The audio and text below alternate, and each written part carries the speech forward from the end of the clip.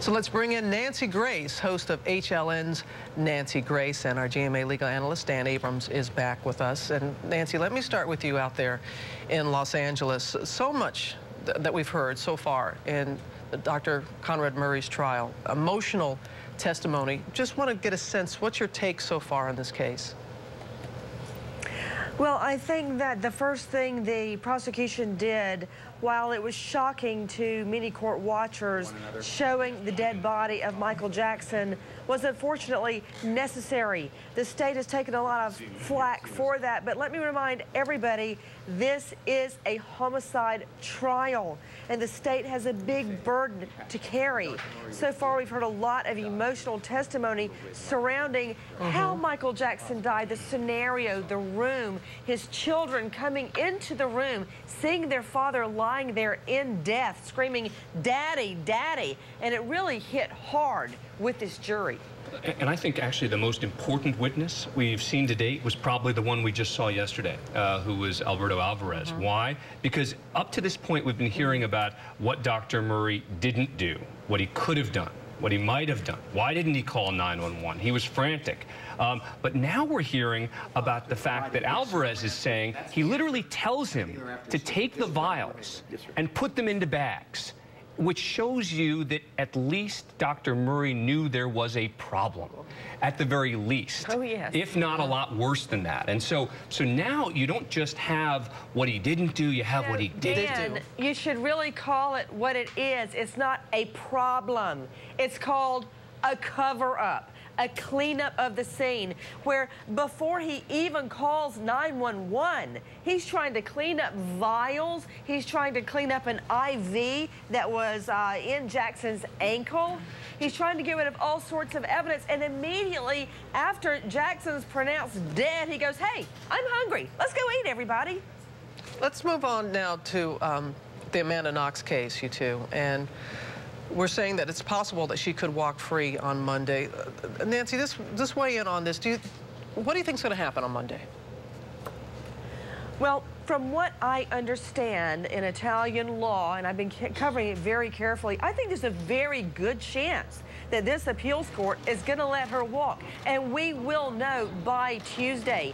Then, regardless of who wins or loses, it can be appealed up to the Italian Supreme Court. And what's interesting about this appeals process is they have actually brought in testimony regarding the original trial. They brought in evidence from experts about DNA. It's a very unusual system. Yeah, this is effectively a new trial. We have to remember that, because here what ordinarily would happen is if the defense was going to win, very often they'd get a new trial. They'd say, let's order a new trial in the lower court. We'll hear the evidence again. Well, here in the appellate court, they've actually retried the case. They've retried all the evidence. They've retested. They've had these DNA experts come in and now undermine much of the DNA testimony. So you don't need a new trial. If this appellate court comes in and says, this, they're done. You may call it undermine.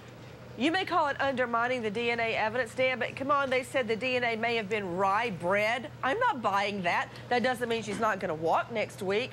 But come on, Dan, her dream sequence, she was awake. She had a daymare that she was in the apartment when the girl, Meredith Kircher, died and heard her screaming and did nothing. A daymare, a vision? Then why do you think think she told police? Then why do you think she'll be released then? You said, do you think there's a good chance she'll be released? You know why?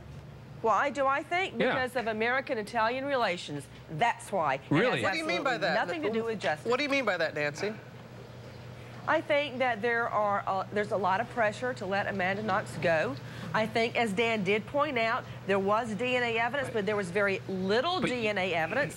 And in light of that, even in light of Amanda Knox saying she had a daymare, she was there during the murder in her waking hours, I think they may very well let her go. So you think that basically this prosecutor, do you think this court is totally corrupt, that they're not actually going to base it on the evidence, that they're simply going to base it on politics?